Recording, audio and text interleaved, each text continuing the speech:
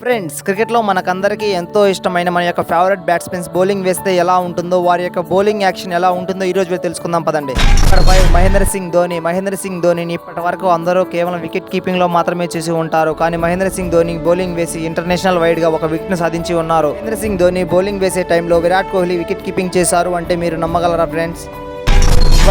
King Virat కోహ్లీని కేవలం మనందరం batting లో మాత్రమే చూస్తూ ఉన్నాం. కింగ్ విరాట్ కోహ్లీ బౌలింగ్ లోను బ్యాటింగ్ లోను అదరగొడుతూ క్రికెట్ లో అద్భుతకరమైన ప్రదర్శన చేస్తూ వస్తున్నాడు. కోహ్లీ ఇప్పటి వరకు ఓడిఐలో 5 వికెట్లను, టీ20s లో 4 వికెట్లను, మొత్తంగా 9 వికెట్లను సాధించి ఉన్నారు.